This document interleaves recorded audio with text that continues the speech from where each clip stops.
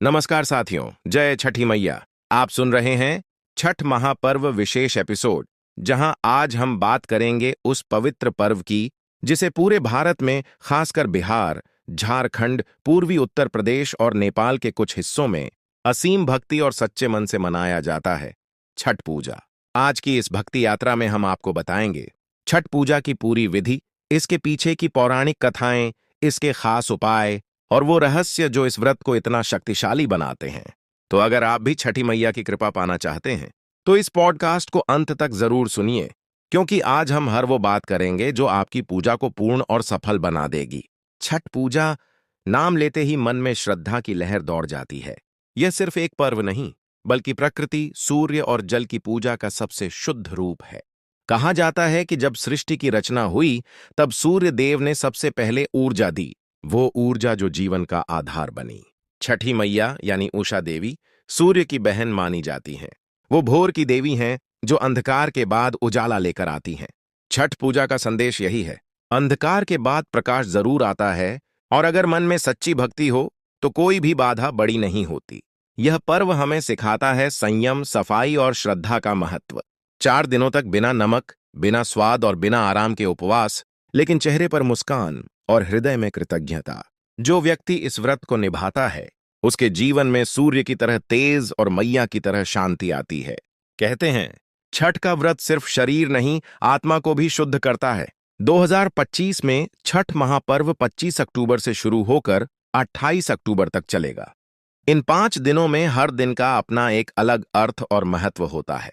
25 अक्टूबर नहाए खाए पहला दिन, 26 अक्टूबर खरना दूसरा दिन, 27 अक्टूबर संध्या अर्घ्य मुख्य पूजा, 28 अक्टूबर उषा अर्घ्य अंतिम दिन और पारण। इस साल सूर्यास्त का समय लगभग शाम 5:30 बजे और उगते सूर्य का समय सुबह 6:12 बजे रहेगा। इन दोनों ही क्षणों पर दिया गया अर्घ्य सबसे शुभ माना जाता है, क्योंकि ये वो पल हैं जब सूर्य और छठी मैया के बीच ऊर्जा का अद्भुत संयोग होता है। सुबह सुबह स्नान कर शरीर और मन को शुद्ध किया जाता है। घर की महिलाएं नदी या तालाब जाकर जल लाती हैं, जिसे गंगा जल की तरह पूजा में इस्तेमाल किया जाता है। उस दिन भोजन में सिर्फ कद्दू भात और चने की दाल बनती है।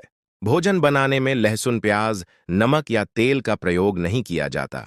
व्रती केवल यही शुद्ध भोजन ग्रहण करते हैं। कहा जाता है कि इसी से पूरे पर्व की शुद्धता प्रारंभ होती है। इस दिन व्रती सुबह से लेकर शाम तक निर्जला उपवास रखते हैं। शाम को सूर्यास्त के बाद गुड़ की खीर, रोटी और केले का प्रसाद बनाया जाता है। पहले छठी मैया को भोग लगाया जाता है, फिर परिवार और पड़ोस के लोग मिल बांटकर प्रसाद ग्रहण करते हैं। यह दिन आत्मिक शुद्धि और संयम का प्रतीक है।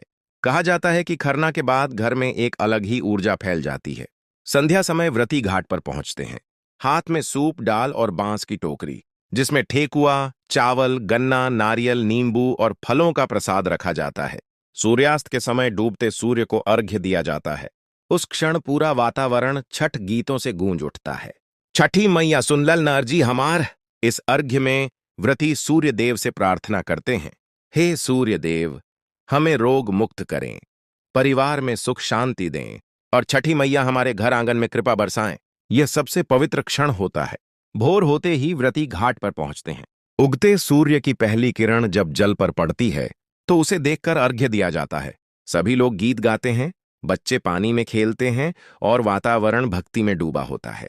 इसके बाद व्रती प्रसाद बांटते हैं और व्रत का पारण करते हैं। छठ पूजा के दौरान कुछ विशेष नियमों का पालन बहुत आवश्यक है। 1.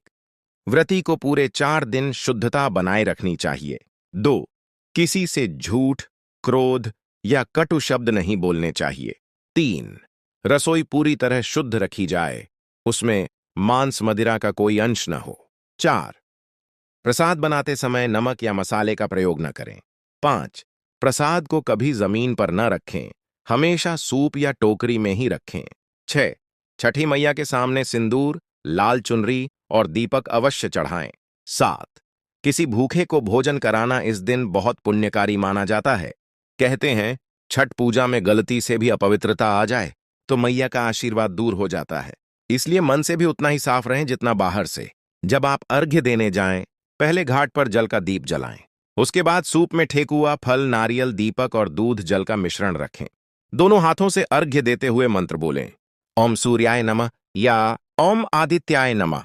अर्घ्य देने के बाद 3 बार जल से सूर्य को प्रणाम करें। फिर जल का थोड़ा छींटा अपने माथे पर लगाएं।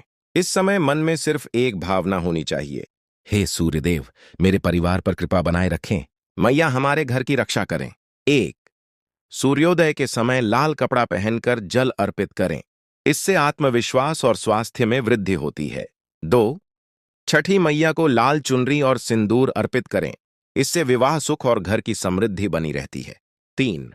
अगर संतान की इच्छा है तो जल में दूध मिलाकर अर्घ्य दें और मन ही मन जय छठी मैया का जाप करें। 4।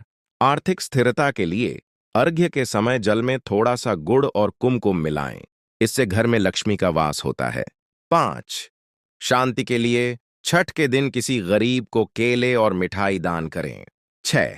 अंत में अपने घर के आंगन में दीपक जलाएं और कहें, मैया मेरे घर में सदैव उजाला बना रहे। कहा जाता है कि जब भगवान राम अयोध्या लौटे तो माता सीता ने सरयू नदी के तट पर छठ व्रत किया था। उन्होंने सूर्य देव और उषा देवी की पूजा की थी। तभी से इस व्रत की परंपरा चली आ रही है। दूसरी कथा के अनुसार द्रौपदी ने भी छठ व्रत किया था ताकि पांडवों को राजपाट और सुख मिले। छठी मैया ने उनकी मनोकामना पूरी की। इसीलिए छठ पूजा को संतान सुख और समृद्धि का पर्व कहा जाता है। जो भी व्यक्ति इस व्रत को सच्चे भाव से करता है, उसके जीवन की हर कठिनाई धीरे धीरे मिट जाती है। अब जब आपने छठ पूजा की विधि, कथा और उपाय सब जान लिया, तो बस याद रखें, छठ मैया भक्ति की परीक्षा नहीं लेती, वो सिर्फ सच्चे मन की भावना देखती हैं। इस वर्ष जब आप अर्घ्य देने घाट पर खड़े हों, तो मन में बस एक भाव रखें, मैया मेरे घर परिवार को सुरक्षित रखें और हर दिन हमारे जीवन में उजाला फैलाएं। अंत में सब मिलकर बोलिए, छठी मैया की जय, सूर्यदेव की जय।